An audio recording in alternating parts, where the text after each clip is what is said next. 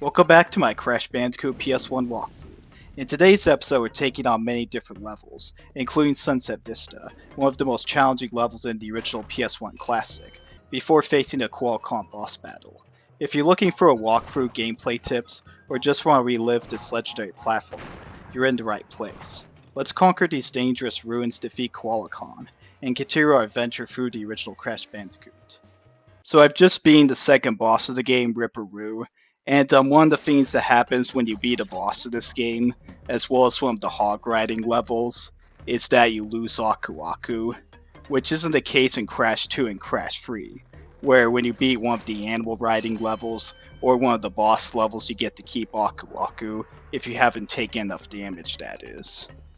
But on the other hand, in Crash 2 and Crash 3, when you get to a boss level, you don't have Gold Aku Aku mask form automatically. You just have Aku Aku in whatever form you had in the previous area. But on the other hand, something to know with Crash 2 and Crash 3 is that in general, I feel like the bosses in those games can be more difficult than the bosses in Crash 1. But on the other hand, if I remember right, Crash 1 has more difficult levels in general than Crash 2 and Crash 3. But Crash 2 and Crash 3 aren't necessarily easy games either, in their own right.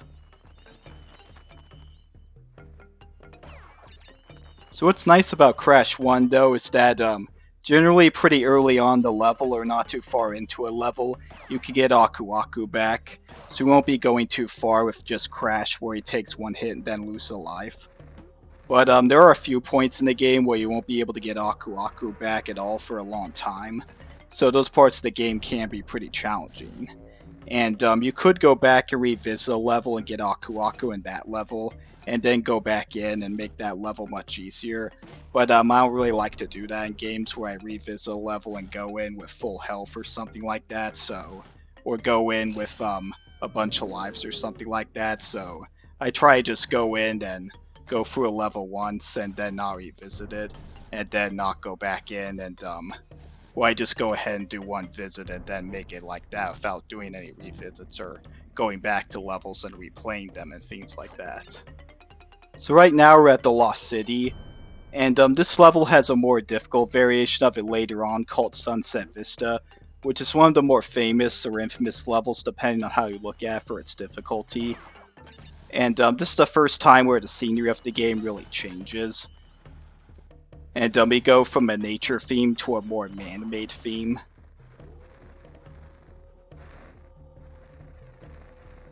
And in this game, there are many levels that have more difficult variations of them, but there are a few levels that only have the one level type of it.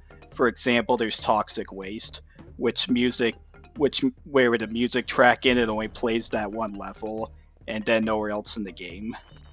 And the level type only appears once in the game and nowhere else. And this is different from the main levels in Crash 2 and Crash 3, where each of them have at least one variation of them, and the music track appears in that said variation. And also, Crash 2 and Crash 3 can have more than one variation of a level, and I think it could go up to 5 different times of a certain type of level, like 5 snow levels or something like that. And this is something that makes Crash 1 quite different from Crash 2 and Crash 3. And now I haven't really had a chance to talk about the Lost City in terms of its obstacles, but since Sunset Vista has really the same obstacles as since Sunset Vista really has the same obstacles as the Lost City, I could just go ahead and talk about what's in the Lost City and Sunset Vista.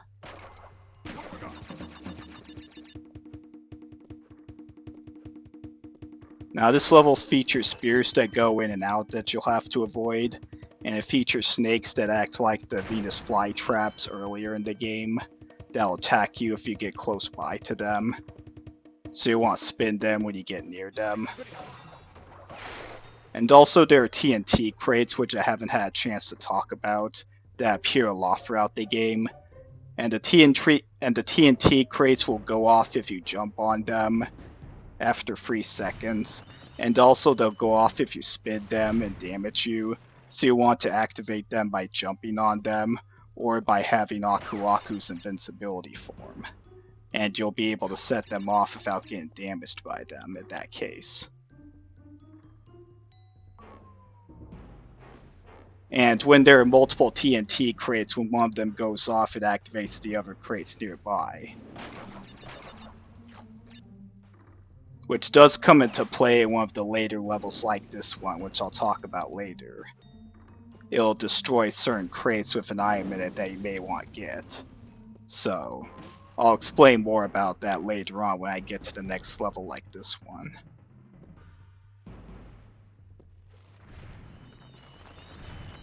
There are also crushers here that you want to be careful of, and there are bats which you want to be careful of, and they can catch you off guard, like they did at the end of the level for me. So you want to take your time, and be aware of them. And what I should have done is wait a bit to make sure there weren't bats appearing before making the jump towards the end of the level. And I unfortunately took a hit there. And really trying not to get hit as much as possible in this game is a really good thing, because that way you'll be able to use invincibility form as much as possible. And with the invincibility form, that'll allow you to make the game much easier. Even though there are some points where it isn't very helpful, or at least not as helpful, but it's still good to have it around anyway, just in case. There are also moving platforms that move around in a circle, and these areas are areas where it's kind of tough without an analog stick. But, you know, you want to try and move as much without moving in a diagonal direction as possible, and you should be able to make it by without too much trouble. That is one of the few parts of the game where it would be nice to have an analog stick. But most of the time, the 3D in this game is done pretty well, I think.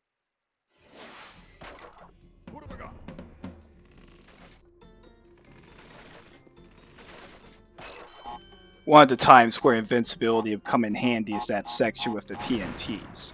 I'd be able to just run through them and not have to worry about taking my time to make sure I don't set them off and have them explode on me.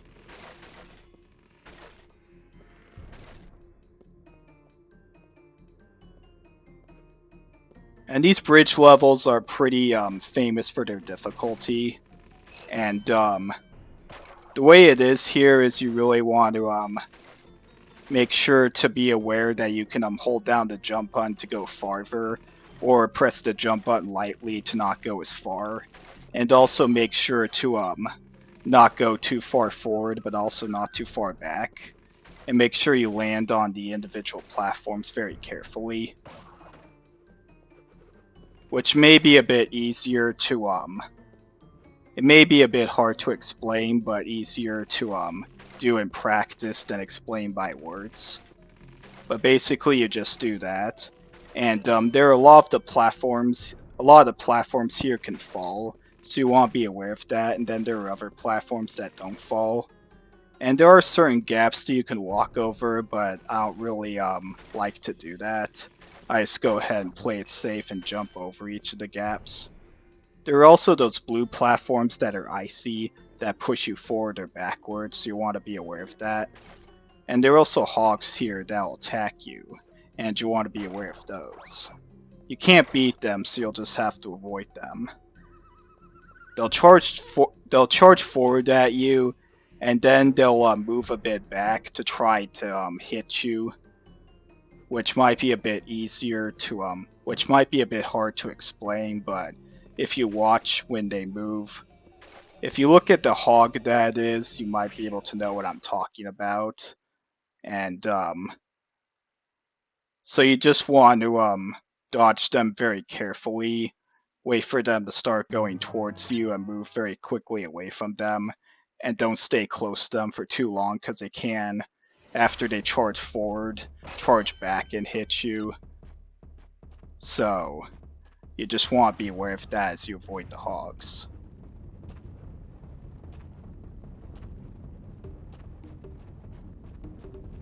Here we have Boulder Dash, which is the last of the Boulder Chase levels. And this one I feel like is pretty straightforward. It's just a more difficult version of boulders that we had earlier on as the 4th level.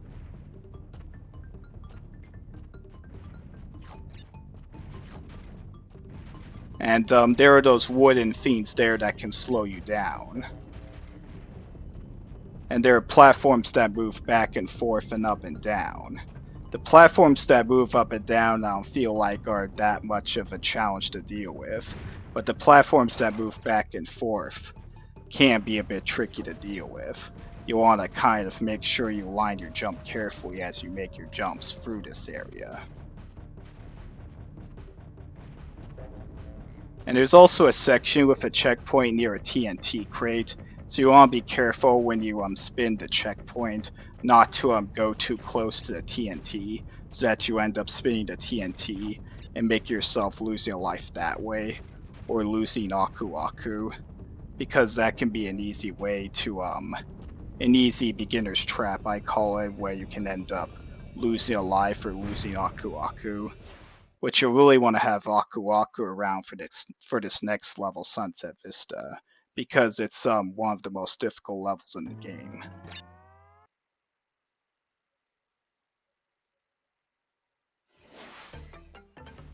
And I have to be careful here, because normally I enter here with Aku Aku, but here I don't have him.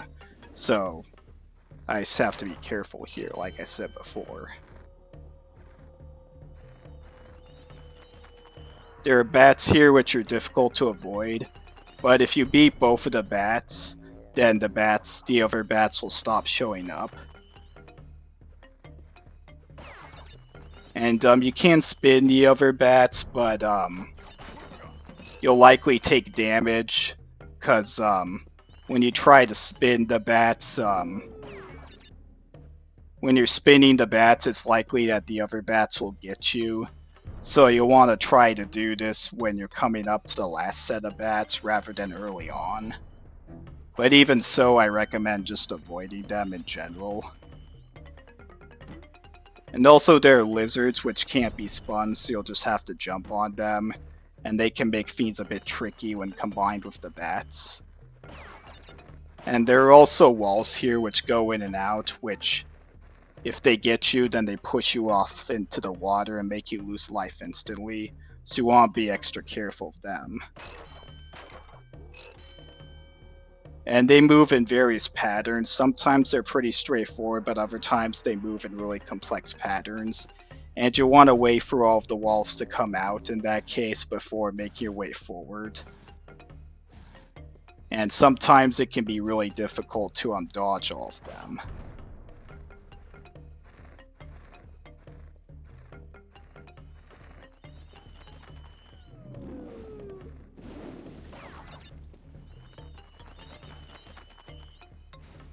And there are areas like here that's really difficult to get by without getting hit, where they combine the flame with the bats, that both have different patterns.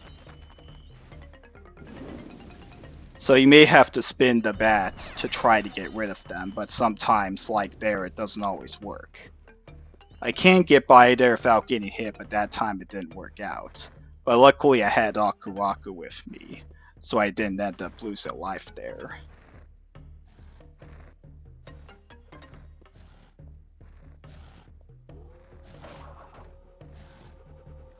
There are also platforms that move in and out like here. And these sections I feel like are generally pretty easy in comparison to a lot of the other sections, but they still require good timing in order to make it past.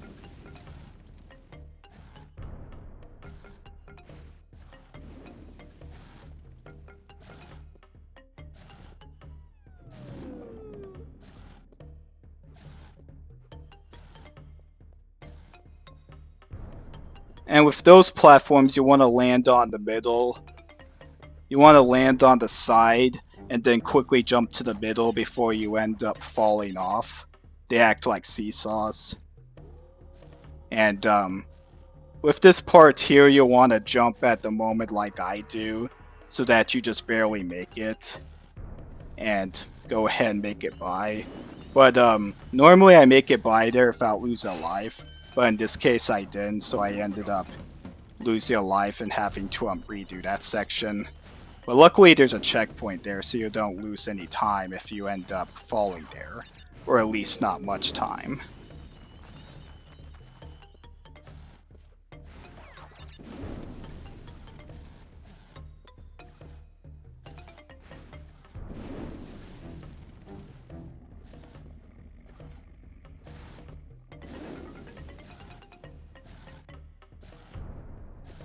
Now I do edit out the times where I lose lives throughout these videos, when it actually saves time in order to edit out the time where I lose a life.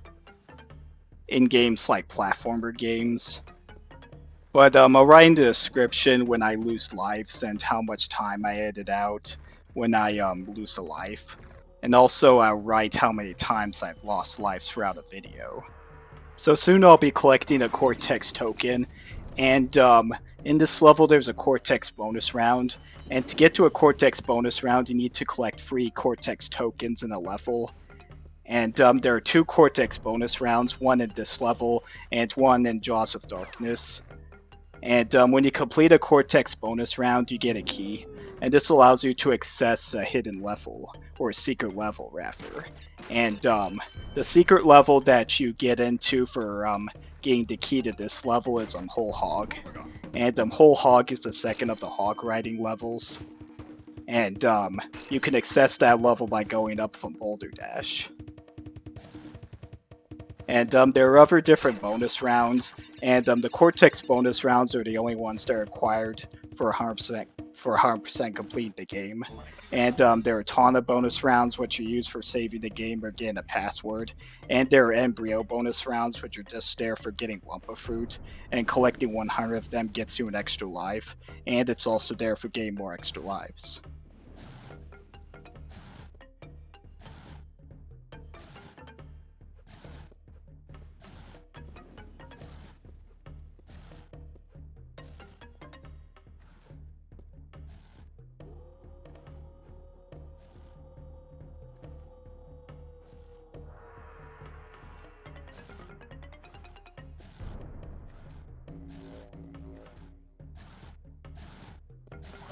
Pretty soon I'm going to be at the end of the level, and when you beat a level, when you lose a life past the first checkpoint, Crash will do a different animation compared to when he beats the level without losing a life past the first checkpoint.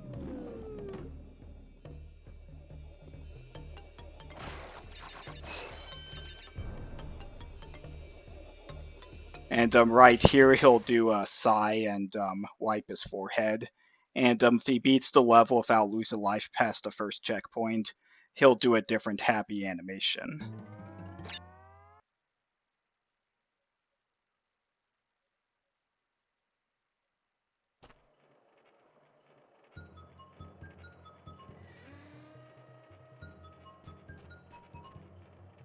Right now I'm gonna battle Koalacon, and for these boulders you can either spin them or jump over them. I prefer using the spin on them, and he'll eventually throw a boulder that will stay on the ground, and you can't spin the boulder until it's completely still. Otherwise, you'll end up getting damaged by the boulder. So you want to wait and then spin the boulder, and you want to make sure there isn't a minecart in the way. Otherwise, you'll have to repeat the process of waiting for him to throw a boulder again that stays on the ground. And the minecarts appear randomly as far as I can tell in random positions and in random amounts. And also when he decides to throw the boulder that stays on the ground, I think is pretty much random. I think it can be manipulated, but it's not easy to do. And also where the TNTs fall, where the last one falls before he decides to throw the boulder that stays on the ground, also falls in a random position. So sometimes it can be difficult to get by without getting hit. But generally, I think I always get by in this battle only getting hit once, or not at all. And I feel like this is pretty easy compared to Sunset Vista. So if you like this video, be sure to leave it a like, And be sure to subscribe if you want to see more videos of this game. And with that will be the end of this video. This is Isaac, and I will see you later.